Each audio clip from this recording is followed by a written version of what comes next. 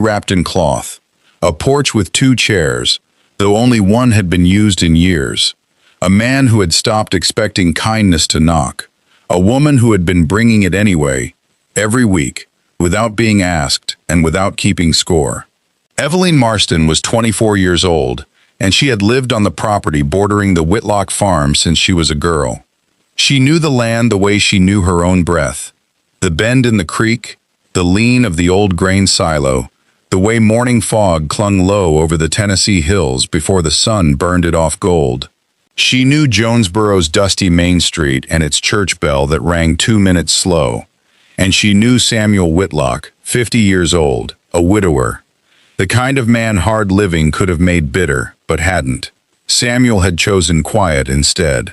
He worked his fields, kept his word, and had spent 2 years learning how to live inside a house built for 2 people instead of 1.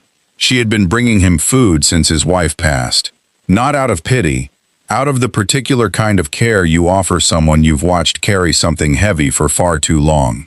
On a cool October morning, she brought him a molasses cookie, still warm from her oven, wrapped in a flour sack cloth. He looked at the cookie, then at her, then he smiled. The rare kind, the kind that changed his whole face. "If only I were 15 years younger," he said. He meant it as a joke. A light thing, tossed off to be kind. She looked back at him with an expression he didn't recognize and couldn't read. Because for Evelyn Marston, it wasn't a joke at all. Before we go any further, I want to know, where are you listening from today? Drop your city or country in the comments below. From Tennessee to Texas, from London to Sydney, it means the world to know whose evening or morning this story is keeping company with. Now, let's go back 3 years, to where this really begins. Because what Samuel Whitlock said on that porch was about to undo 2 years of careful, deliberate quiet. Margaret Whitlock. Everyone had simply called her Mrs. Whitlock. Even Samuel, in the early teasing years of their marriage, had died in the spring 2 years prior. Not suddenly. The fever had taken its time, the way illness does when it intends to be thorough. Samuel had sat with her through the worst of it, holding her hand through nights that stretched longer than nights should. When it was finished, he buried her beneath the sycamore tree at the eastern edge of the property and went back to the fields the next morning, because work was the only thing that still made sense to his hands.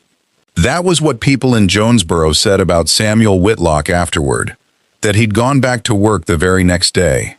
Some said it with admiration, some said it with worry.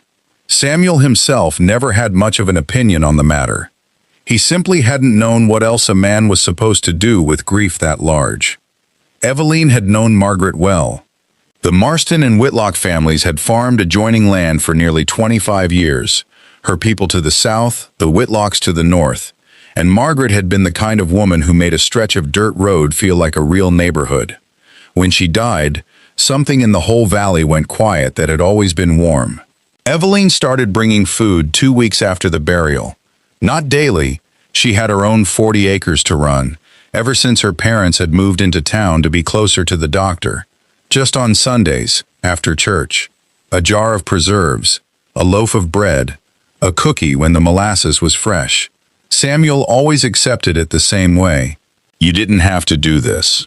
And Evelyn always answered the same way. "I know." It had become its own small ritual, repeated so many times it had turned into a kind of language between them, a shorthand for something neither one examined too closely, because examining it might have required naming it, and naming it would have changed everything. What Samuel noticed across 2 years of Sundays was that Evelyn Marston was a remarkably capable woman. She ran her father's old land without complaint, without help she hadn't asked for. She mended her own fences. She talked cattle prices at the Jonesboro stockyard and somehow came away with better numbers than men twice her years in the trade, because she'd done her arithmetic before she ever opened her mouth. She was also, he noticed this and immediately stopped noticing it, remarkably easy to sit with. The porch conversations were always good ones.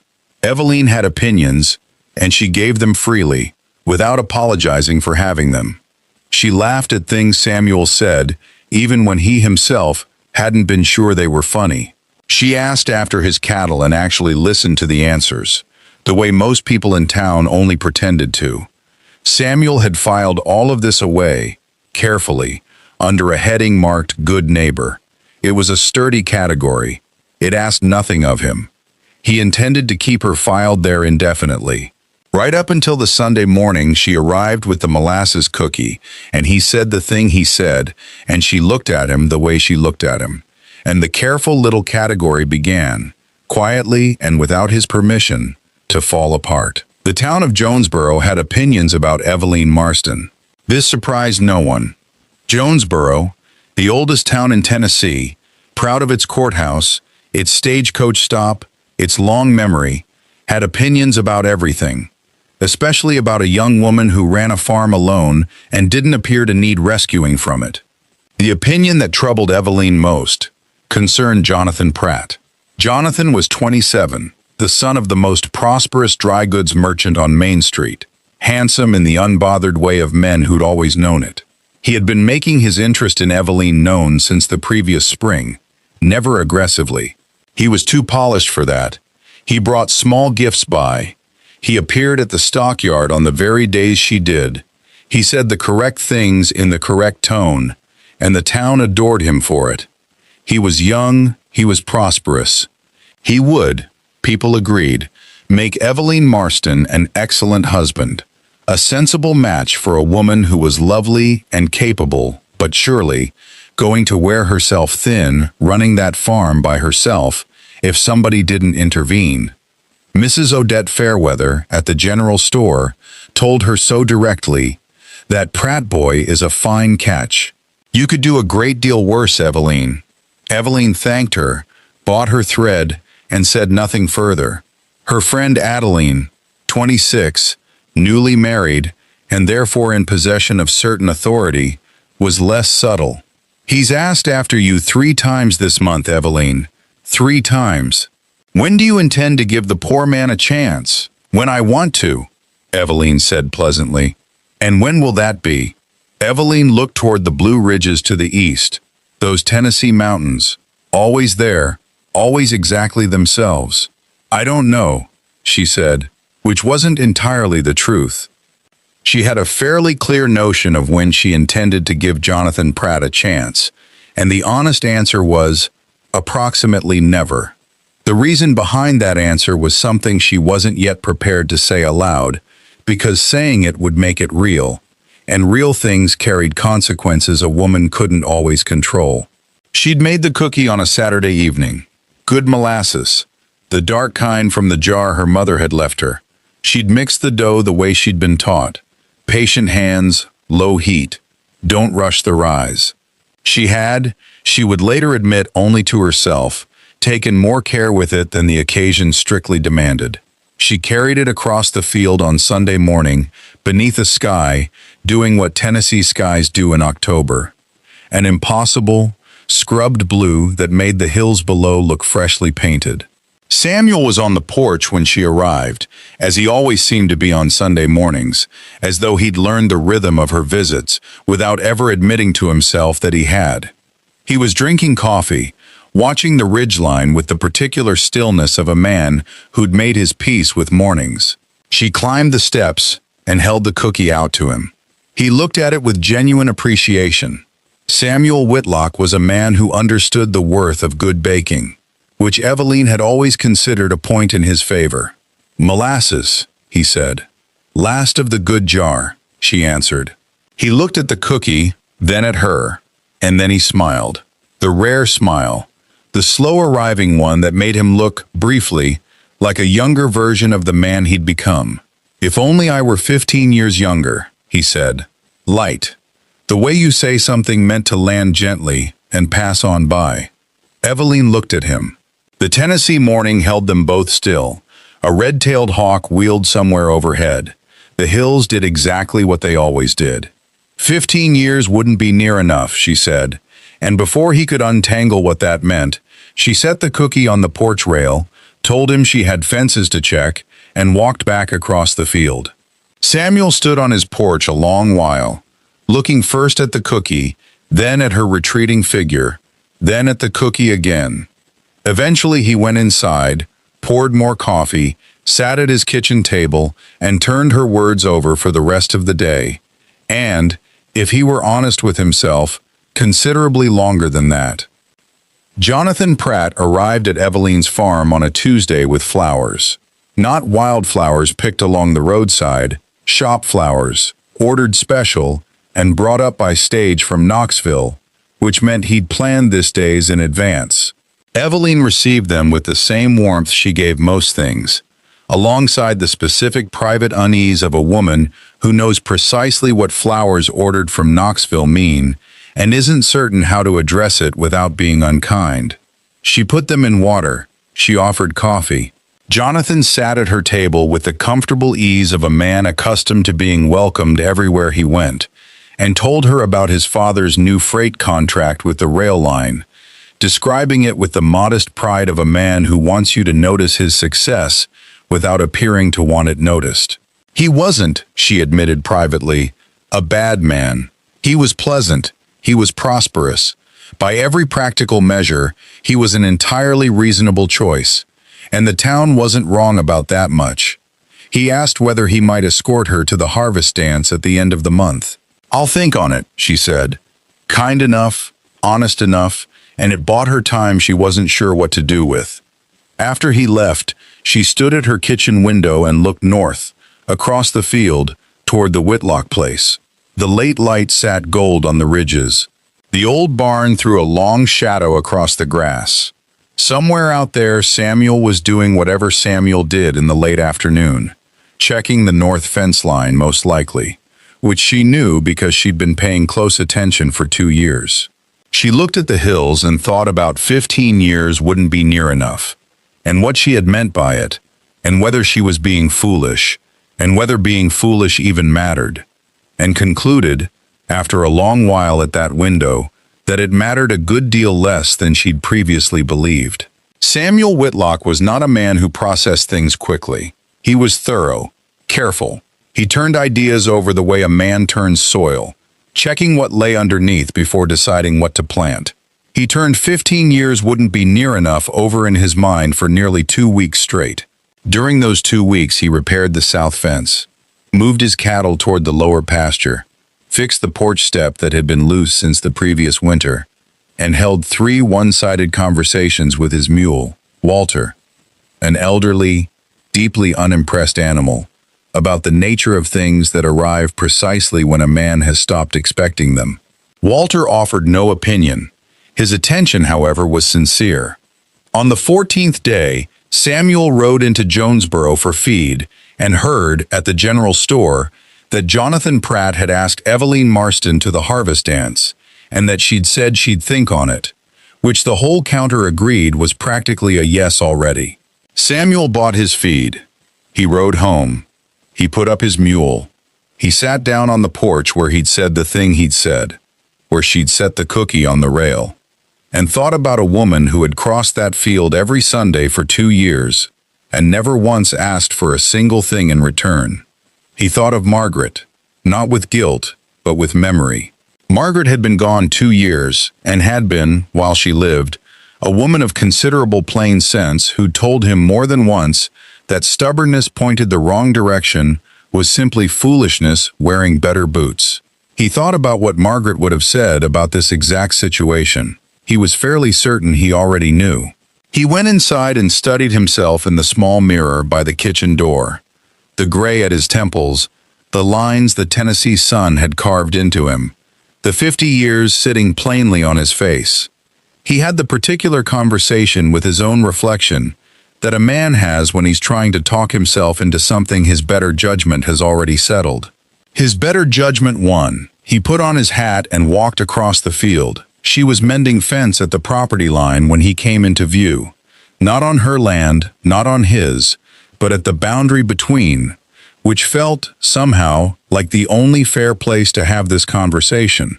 He stopped at the rail, set his hands on it, and looked at her with the expression of a man who decided something and meant to see it through. She kept working. She'd learned, across 2 years, that Samuel Whitlock spoke in his own time, and that waiting on him was more useful than pushing. "Evelyn," he said. "Samuel," she answered without looking up. "I've been thinking on what you said." "Which thing?" "You know which thing." She set down her fencing tool. She looked at him. 15 years wouldn't be near enough, he said. "I've been turning that over." "And what did you conclude?" He was quiet a moment. The Tennessee afternoon held them both. The hills, the late gold grass, that particular October light that makes everything look both entirely real and already like a memory. "I concluded," he said carefully, "that I don't rightly know what you meant by it. And I'd like to." He looked down at the fence rail, then back up at her. "I'm 50 years old. I know what that means and what it doesn't. I won't pretend it's nothing." He held her eyes. "But I'd like to know, if you're willing to tell me." She studied this man. Careful, quiet, thoroughly decent, who had spent 2 years accepting her Sundays without once asking why she kept coming back. "It means," she said, "that 15 years wouldn't make you any more of what I was looking for, because you're already exactly what I was looking for." The fence line between them went very still. A hawk crossed the sky above. Samuel Whitlock looked at Evelyn Marston and felt something rise in his chest he hadn't expected to feel again. Not an echo of something old, but something entirely new, arriving without permission and without apology. The harvest dance came on the last Saturday of October. Evelyn went, Samuel did not. He hadn't set foot at a dance since Margaret, and he wasn't ready for that yet, and Evelyn understood it without needing it explained. Jonathan Pratt was there, charming and attentive, a fine dancer, which Evelyn allowed was a genuine quality of his. He brought her a cup of cider and stood beside her with the easy confidence of a man who believed the evening was going entirely his way. It was Mrs. Fairweather who said it plainly. She was a good woman, but had little patience for tact when directness would do. "I hear you've been spending a great deal of time out at the Whitlock place," she said, in a tone that wasn't quite a question. "Samuel's my neighbor," Evelyn said, "has been my whole life." "He's also 50 years old, Evelyn." "I'm aware." Mrs. Fairweather set down her cup. "Jonathan Pratt is standing 20 feet away. He's 27, and his father owns half the freight contracts in this county. I say this because I wish you well." Evelyn looked across the room at Jonathan. Handsome, prosperous, entirely suitable, exactly as advertised. He caught her eye and smiled. She smiled back. Then she turned to Mrs. Fairweather. "Do you know what Samuel Whitlock did when my fence went down in the spring flood?" she asked. "He was there the next morning with lumber he could barely spare, and he never once brought it up afterward." She paused. "That's not a small thing, Odette. That's the whole thing." She left the dance early, rode home beneath a Tennessee sky gone dark with stars, and thought about what the whole thing actually was, now that she could finally see it plainly.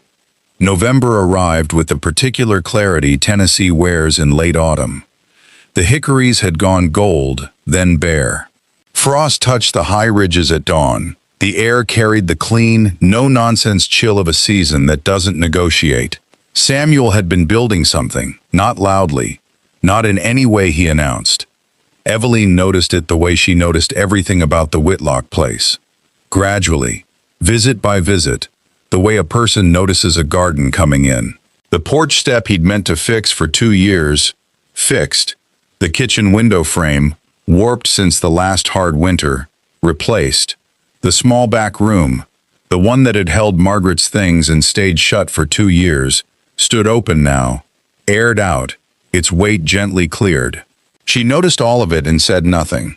On a Wednesday, not a Sunday, which she noted, he knocked at her door.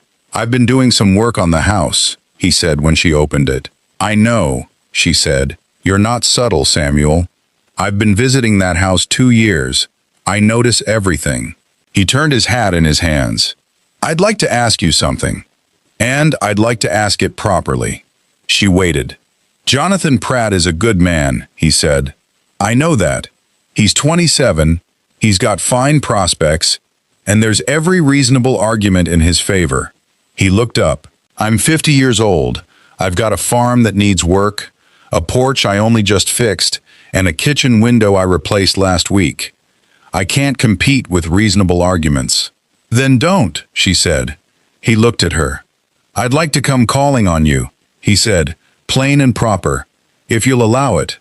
She looked at this man on her doorstep, hat in his hands, 50 years and a fixed porch step and an open back room behind him, and said, Samuel Whitlock, I have been waiting on you to get here for about 2 years. He absorbed that. I was working it through. I know, she said. Come in. There's coffee. Jonesboro had opinions about the news. Of course it did. Mrs. Fairweather called it unexpected. Adeline called it romantic, and said so louder. Jonathan Pratt, to his credit, took it with grace, and within the month had taken up with a banker's daughter visiting from Knoxville, which raised Eveline's opinion of him considerably. Reverend Hale found the age difference worth mentioning, and said so to Samuel's face, which took some nerve, and which Samuel respected even as he disagreed. She's 24, the Reverend said. You'll be 70 in 20 years. In 20 years, Samuel said, she'll have had 20 years of a man who sees her clearly and means what he says. I think that's worth a great deal. The Reverend thought on that, nodded once, and performed the ceremony 4 months later without another word on the matter. The courtship moved with the unhurried ease of two people who'd already known each other for years, and were simply, finally, admitting what had been true the whole time. No grand gestures, just suppers, long talks, Sunday rides through the hickory groves, and along the creek that ran the boundary between their two farms. Eveline moved into the Whitlock house in March, on a day the last frost was melting off the ridges, and the first green was just showing in the low meadows. She brought her books, her mother's molasses recipe, and a head for figures that straightened out the farm's accounts inside the first month. Samuel watched her settle into that house, the way water settles to its level, naturally, without announcement, completely. They married on a Saturday in February, at the Jonesboro church, with the full attendance of a town that had developed opinions and wanted to see how the matter resolved. Eveline wore a deep green dress, the color of the Tennessee pines, because she'd never felt obliged to follow conventions that didn't suit her. Samuel wore his good coat, stood at the front, and watched her walk toward him, understanding fully, at 50 years old, that some things arrive only once a man has stopped looking for them, and are no less real for arriving late. Their son came the following January. They named him Thomas, for Samuel's own father. He arrived with his mother's auburn hair and his father's slow, deliberate way of taking in a room. On a September morning, 3 years after the cookie and the joke that wasn't a joke, Samuel stood at the north fence and watched Eveline cross the field, not carrying a cookie this time, but carrying their son on her hip. The boy watching the ridgeline with the serious expression of a child, filing the world carefully away. She reached the fence. Samuel opened the gate. She handed him the boy, who looked up at him with Eveline's eyes, sharp, direct, entirely unafraid. Samuel held his son, looked at his wife, looked at the hills doing what they always did, and thought of a Sunday morning 3 years gone, a cookie, and a joke that hadn't been a joke at all. If only I were 15 years younger, he said. Not as a joke this time, but as a man acknowledging exactly what he'd almost let slip away. Eveline looked at him with the same expression that had started everything. 15 years wouldn't have been enough, she said. I needed exactly you. Thomas Whitlock almost talked himself out of the best thing that ever happened to him. Not from stubbornness, not from pride, from arithmetic. He'd counted his years and found them too many, measured the gap between 50 and 24, and concluded the distance disqualified him. He thought he was being sensible. He thought he was being honest with himself. He was, as Eveline might have said with her own dry patience, simply wrong. Age is real. It carries real weight, and anyone who tells you otherwise isn't paying attention. But Samuel had confused the arithmetic of years with the arithmetic of worth. Evelyn counted differently. She counted the man who showed up with lumber the morning after a flood and never mentioned it again. The man who said only what he meant. The man who smiled rarely and meant it every single time. That is not a man with too many years behind him. That is a man who spent 50 of them becoming exactly who he was. Don't let the arithmetic talk you out of asking the question. The number on the calendar might be exactly enough. It might be precisely what someone's been waiting for. Across a field, on a quiet Sunday morning, with a cookie in her hands. If this story found you somewhere good today, stay a while longer. There are more like it waiting for you. Hit subscribe so the next one finds you too, and tell me in the comments where in the world you're listening from tonight. May this story leave you a little